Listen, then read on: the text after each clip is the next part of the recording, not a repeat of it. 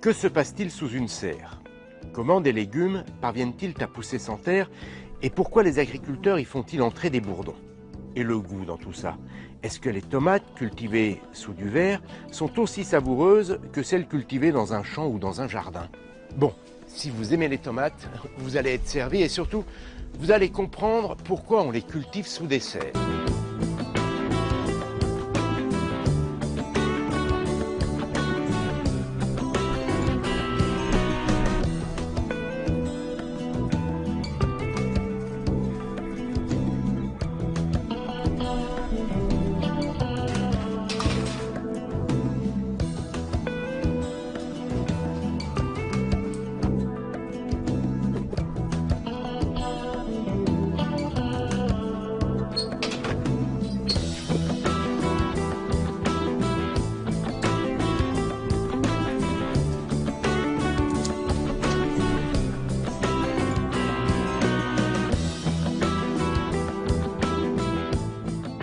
Regardez comme elles sont belles et bien rouges.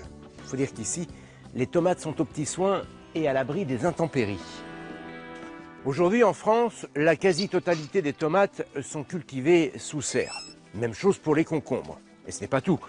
On y cultive aussi des salades, des poivrons, des aubergines et aussi des fraises.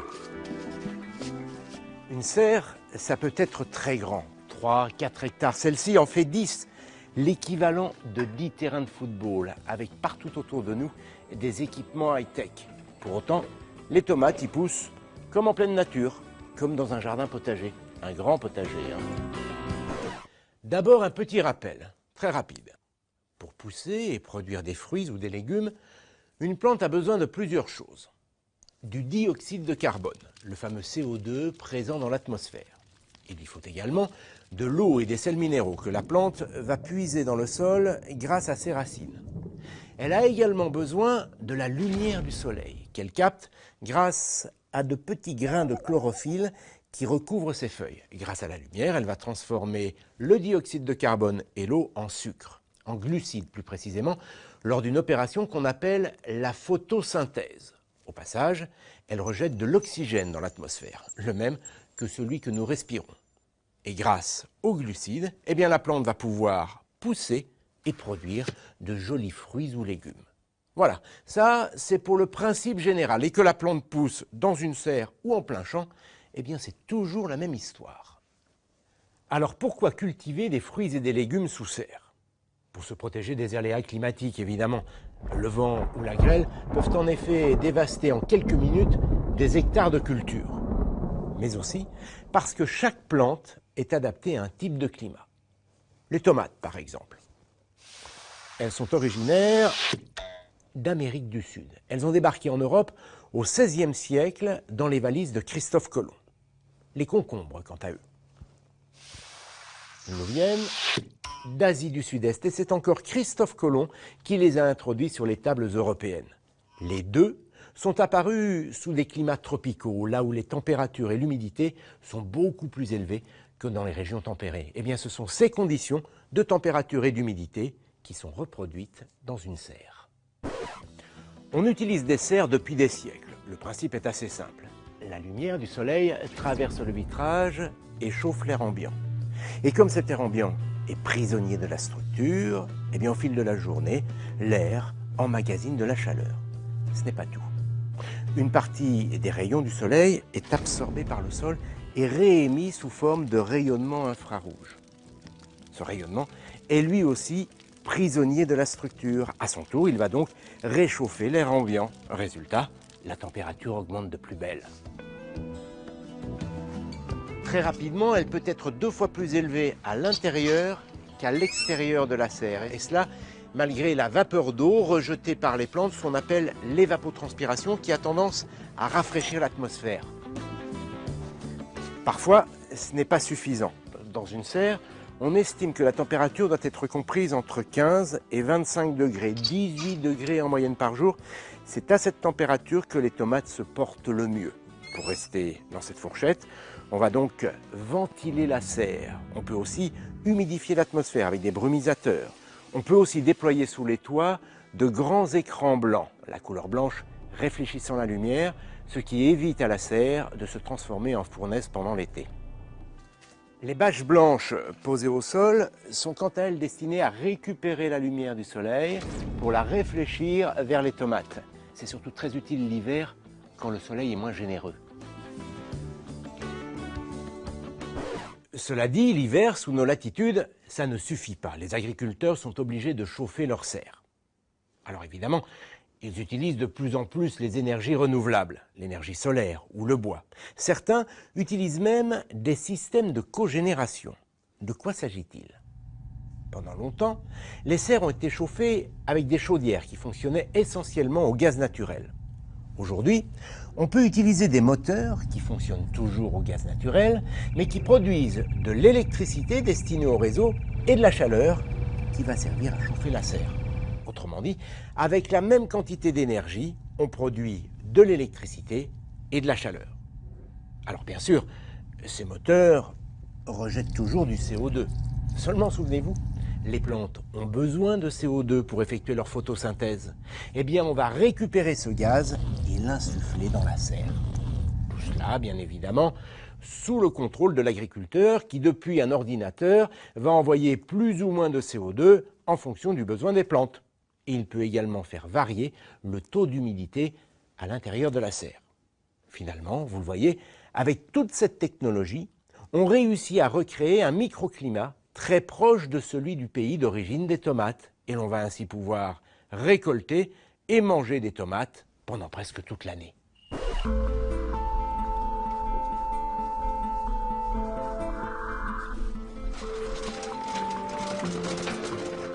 Ici, on pratique ce que l'on appelle de la culture hors sol. Alors vous vous demandez sûrement, dans quoi poussent les tomates si elles ne poussent pas dans le sol? Eh bien, je vais vous montrer. Regardez, c'est pas de la terre, hein, c'est de la fibre de coco. On aurait aussi pu utiliser de la tourbe. Ce support de culture, comme on dit dans le jargon, présente plusieurs avantages. Déjà, c'est un sol neutre et inerte, ce qui évite le développement des champignons parasites et des bactéries. Du coup, l'exploitant utilise beaucoup moins de produits phytosanitaires, autrement dit, beaucoup moins de pesticides, ou alors de manière très localisée. Et puis, c'est un support totalement recyclable.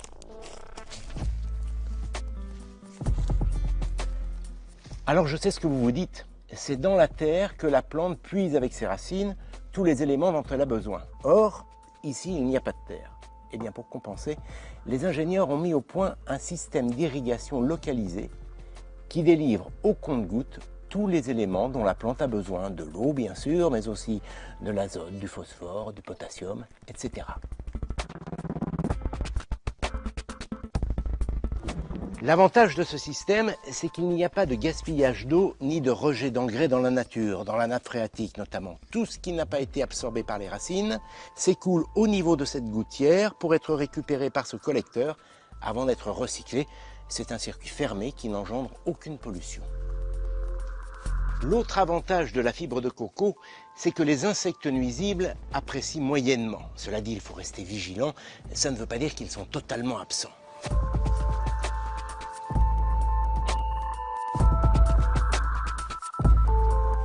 Tenez, voici l'un des pires ennemis de la tomate, la terrifiante mouche blanche. Alors je sais, vu comme ça, elle n'a rien d'effrayant. Seulement, cette mouche se reproduit très rapidement. Elle peut envahir cette serre et détruire toutes les cultures.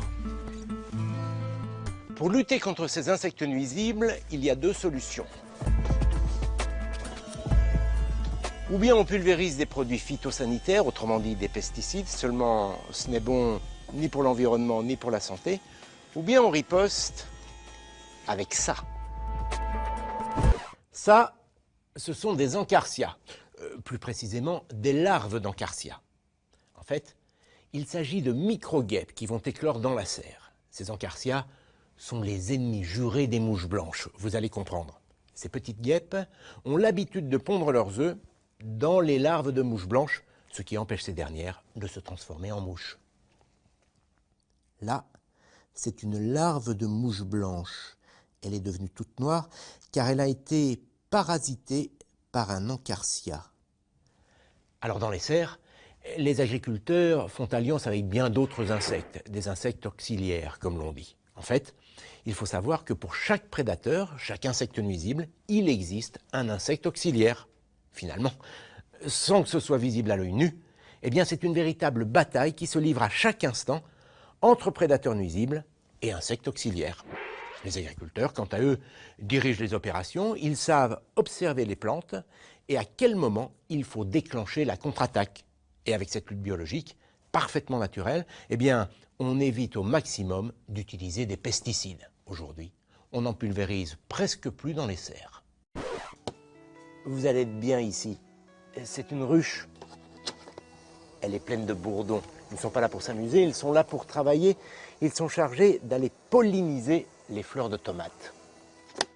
Allez, au boulot.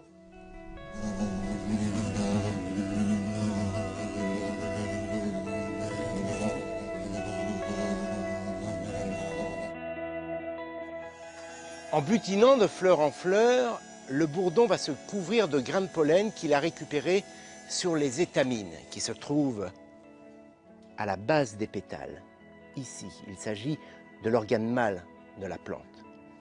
En passant sur une autre fleur, il va déposer ces grains de pollen sur le pistil qui lui se trouve au centre de la fleur. Il s'agit de l'organe femelle de la fleur.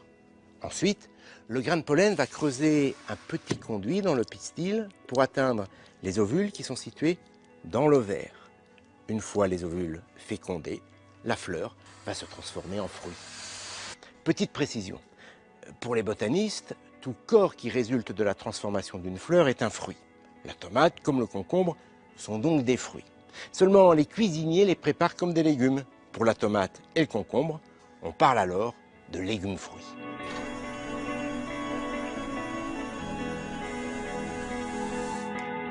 Mais revenons à nos moutons, enfin, à nos tomates.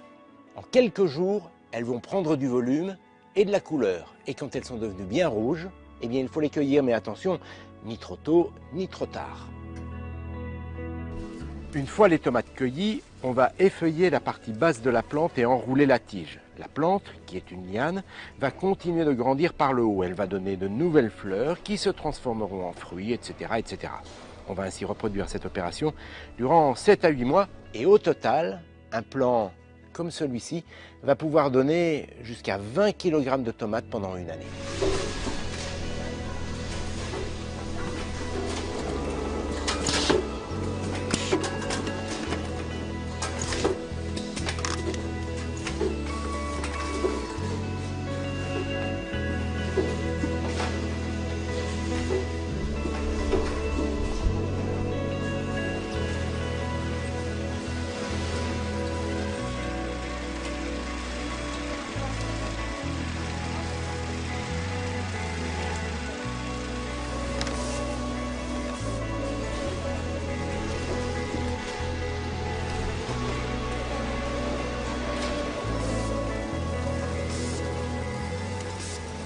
La tomate est aujourd'hui le deuxième légume le plus consommé en France, derrière la pomme de terre. 14 kg par an et par personne en moyenne.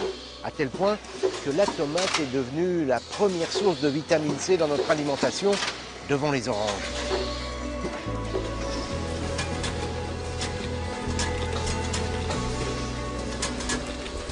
Et des tomates, on en mange de toutes les couleurs et de toutes les formes. Des tomates grappes, des tomates côtelées, des tomates cocktail, des tomates cerises rouges, d'autres jaunes, des tomates cerises allongées et leurs cousines en orange, des tomates roses, des mini San Marzano et aussi des variétés anciennes, les tomates ananas, la cornue des Andes ou encore la noire de Crimée.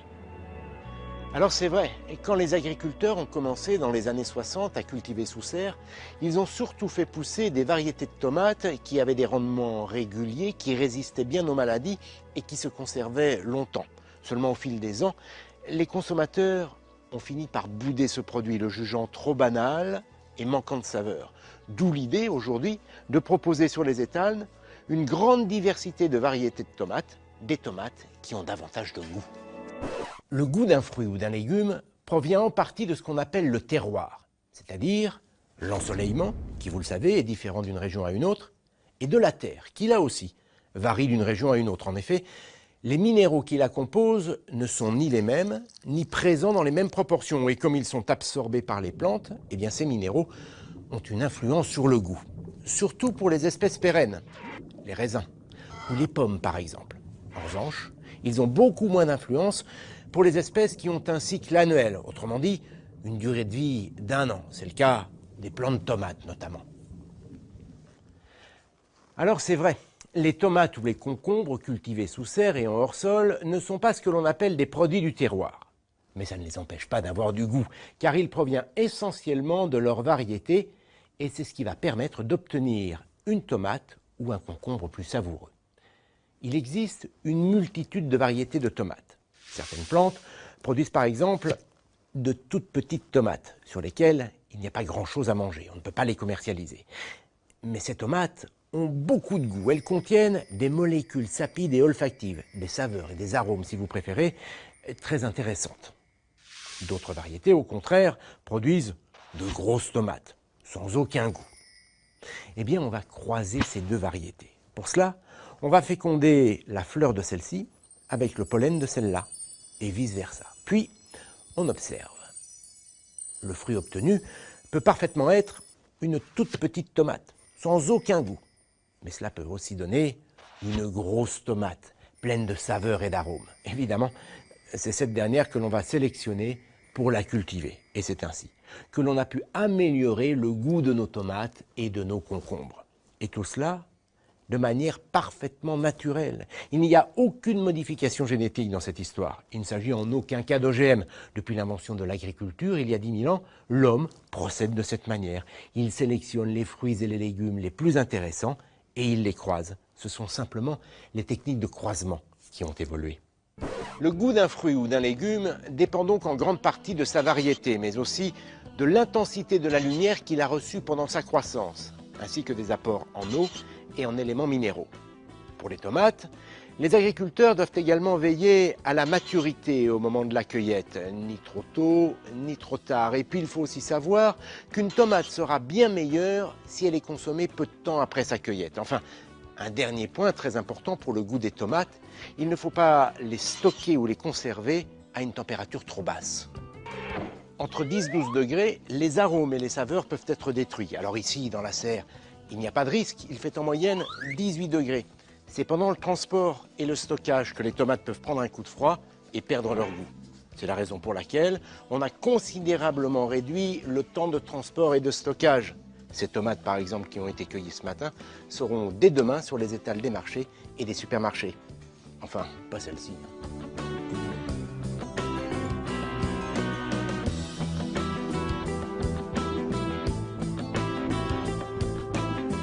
Une dernière chose, quand vous avez acheté vos tomates, ne les mettez pas au réfrigérateur, ça gâcherait tout.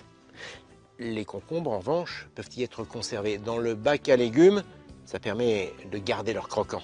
Allez, bon appétit. Et en attendant, moi, il faut que je sorte d'ici. C'est par où la sortie? Oh oh! Y a quelqu'un?